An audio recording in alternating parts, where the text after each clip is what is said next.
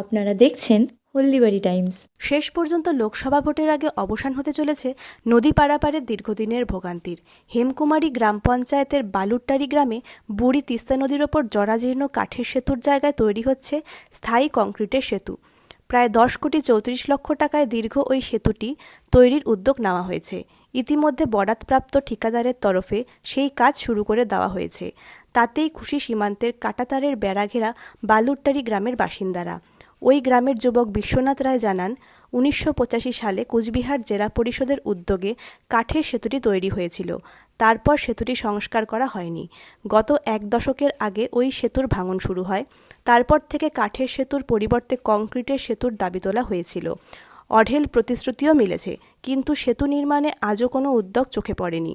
3 দশকের অধিক সময়ের ভোগান্তির পর লোকসভা ভোট ঘোষণার আগে ও স্থানীয় কংক্রিটের সেতু গড়ার উদ্যোগ নেওয়া হয়েছে।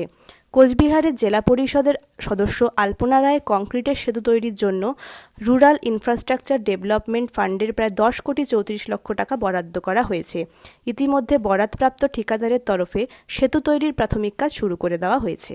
এইখানে তো অনেক দিনের দীর্ঘদিনের ব্রিজ হচ্ছে না, এইবার নতুন করে হচ্ছে, আমরা তো আনন্দই আছি। আর কাজ তো চালু হয়ে গেছে, কিছুদিনের মধ্যে হয়ে যাবে কাজটা হলে মহা খুশি থাকবো। কতগুলো পরিবার আপনাদের কষ্ট হয় না হলে? এখানে তো 100 পরিবার আছে, মানে 100 পরিবার ডাঙা ওই নতুন বস্তিতেও আছে, ওরা ওইদিকে যাওয়া আসা করে। সবাই এখানে অনেক দিন থেকে দীর্ঘদিন থেকে বলি যে কাজটা হোক অঞ্চলে বলি, বিডিও অফিসে বলেছি, এখন হইতেছে।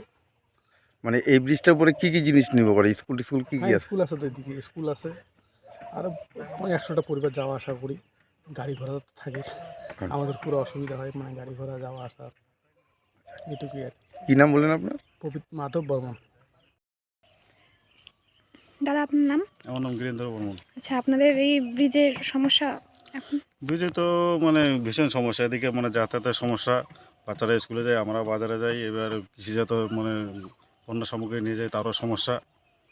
তো এখন কি পরিস্থিতি? এখন ব্রিজ হবে? এখন তো শুনতেছি হবে, কাজ শুরু হচ্ছে ভাব, এই তো।